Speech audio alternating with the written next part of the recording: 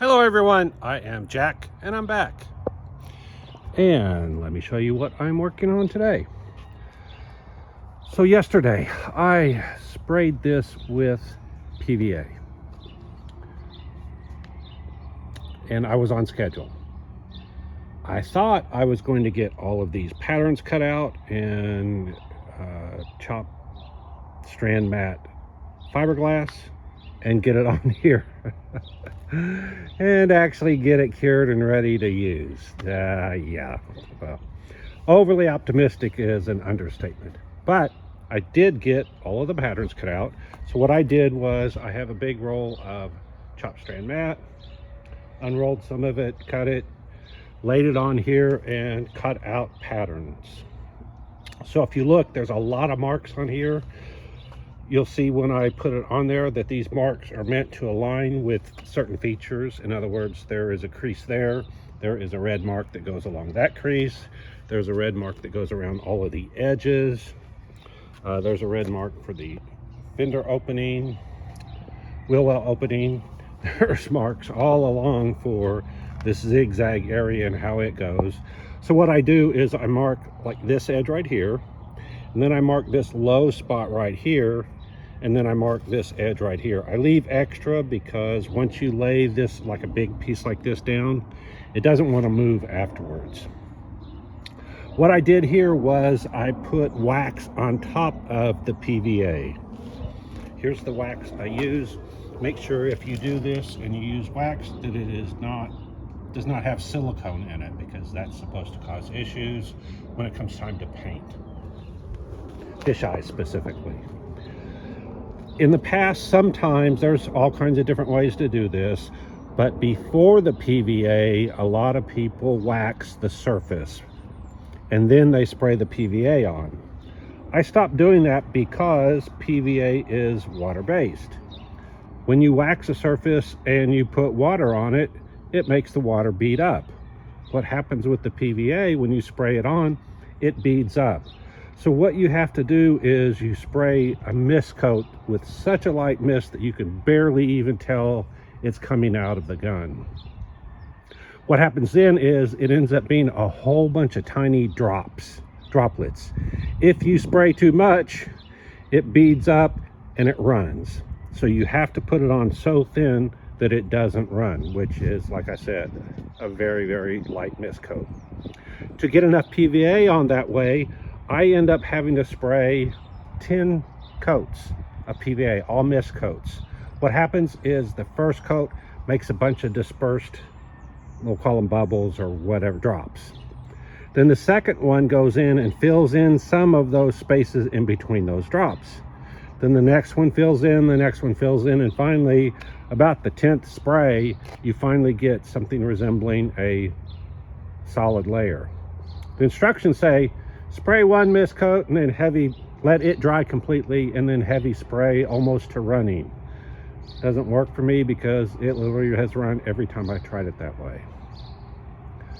What I've decided to do instead is to not put wax on the surface and just put the PVA on the surface, whatever the surface prep is. I'll wash it, but I won't wax it.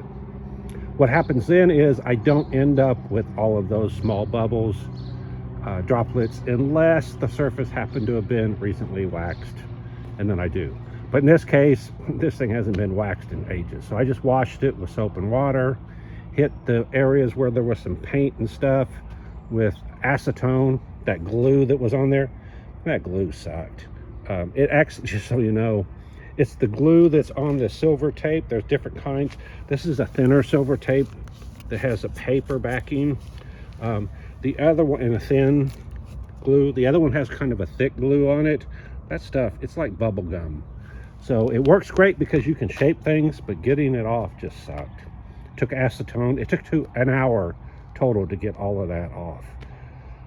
So luckily I was able to get back on schedule yesterday doing that, but I'm behind now. So what I did was the PVA is directly on the paint. Then to give me a good release, I put wax on top of the PVA. When I put the wax on the PVA, I do not do normal wax on, wax off, because when you do the wax off, you tend to peel up the PVA.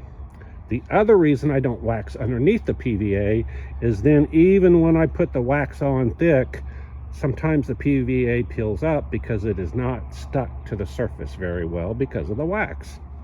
So this is just what works for me. Do it however you want. I've told you the different ways that I've heard it done. Some just use PVA, no wax. Some use wax, no PVA. Pick your poison. I'm just telling you what's worked for me. When I use just PVA, honestly, the PVA ends up acting like glue. Even though it's supposed to be water soluble, for me, it doesn't dissolve in water. It softens it a little bit, but I have to get it under the whole thing to get it to soften up. I end up spending just as much time trying to get the PVA off. So we'll see how this works, but in the past, this has worked very well for me. I did not do a great prep job. Again, I have orange peel on this with the PVA. If you look, it's green, and you can see there's a darker green area. That's where the PVA was thick. It started sagging. I don't care about that. I used to try to get an absolutely perfect surface here. You can see there's where the PVA kind of bunched in. I don't care.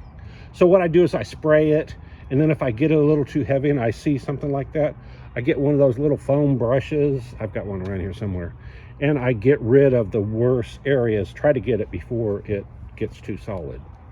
And again, I'm not worried about it because I'm not trying to make a real mold off of this. If I was trying to make a real mold off of this, I would worry more about it, although typically don't worry a whole lot about anything. I just want to get done. All right, the other thing is this thing got butchered somehow. This piece got cut off. So I'm just going to have some fiberglass, what am I going to say, cover that area. I do want this fender edge right here. Let's see. Oh, and then there are different holes in this thing. Obviously there's mounting holes, but then there's holes for some kind of thing, I guess, to clip in. Anyway, so I put some of that silver tape underneath here because I don't want the fiberglass resin going in, because then it goes in, it spreads, and then it literally locks each one of these spots. They're still probably going to be locked a little bit, but not nearly as badly as it would be if it was left open. The other thing is, you can see I left excess wax in there for the same reason. I don't need the holes to be accurate. I just need to be indication of where they're there. I could have put tape on top of this, but then I would have lost the hole locations unless I was really careful about pushing the tape down.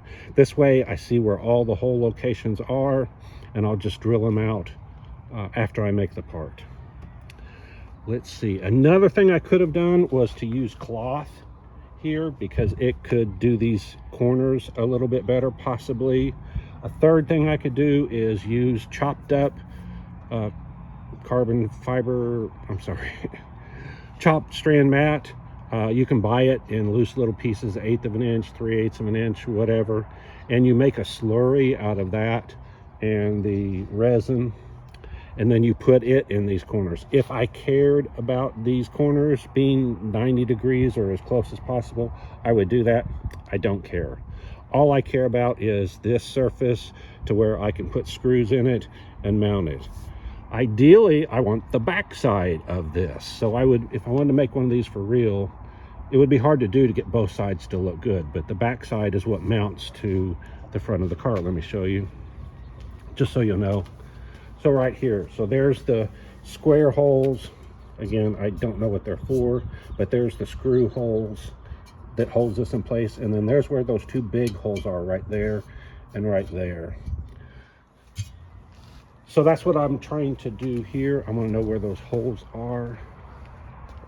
So there's that big hole there, and that's what the the front end was barely hanging on when I picked it up from the shop.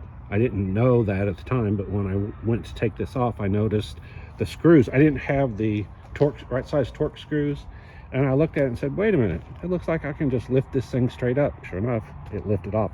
I'm shocked it didn't fall off in the trip from the shop to my shop, their shop to my shop. I'm guessing maybe this is literally just a location piece, because it's round and I don't see it doing anything else. So I guess that's what it's for, is to locate that. When they assemble the car, they probably put it on. located on those, and then they put the screws in. So it speeds up assembly by having those two location devices. I did use these clips right here when I was cutting the pattern because it kept sliding off. So I would put the chop strand mat on and then clip it like this. I have plastic clips that work. These, you do not want to use these with the actual fiberglass, because you will fiberglass these in place and you will have to cut and grind them off, which is a very tedious process. The plastic ones, the fiberglass doesn't stick to. It does leave an indent and a pattern, so you want to put them somewhere where you don't care, but they do come off, and you can fix those little spots if they bother you. They don't bother me. All right, so there's defects here. See, there's a piece of wax with some oh, the other thing is, when you test fit the chop strand mat on here, it's frays, I guess we'll call it, and it gets all over. You can see there's little pieces where the tape is there. Again, I don't worry about that. If that bothers you, then I don't know, do something about it. I should have taped this area right here. This is probably going to cause a release issue, but since I already waxed it, it's too late. Same thing here, too late. Okay, so I am getting ready to put on the pieces here. They're doing 2 layers, and I decided to cut it in half instead of trying to do the whole thing at once. And I was going to mix the mixture real hot because I thought I was going to do this all today and actually mount the part on there, which meant I need it to cure as fast as possible. Since it's late in the day, it is 5:44. I don't have much time before the sun goes down. It starts getting cold, so I've got to hurry, especially with this video, so I can get to work. What I'm going to do, mix up some resin, use the chip brushes that I have, spread a layer of resin on top of there, put the stranded mat on top of that, push it in, get all the air bubbles out, or most of the air bubbles. I'm not going to try to get 100% of the bubbles out because I don't care. But I'll put this on here, put the first layer on this side, put the first layer on the second side. Hopefully I'll be able to get the second layer on both sides. Not critical that that happens, but it would be nice if it did, because then the 2 layers will be chemically bonded. If I only get the first layer on, I might scuff it up tomorrow before I put the other layer on. Then again, I might not, because this is laminating resin, so it is made to put successive layers on without having to sand or scuff up. It doesn't have wax in it. Okay, that's my spiel for right now. I need to get to work so that I don't get stuck with dark, although I can work in the dark. I really prefer not to. I got lights I can stretch out here. All right, like, subscribe, hit the alert, hit the thanks if you want to donate, and if you don't like what I'm doing, you don't know jack. Bye.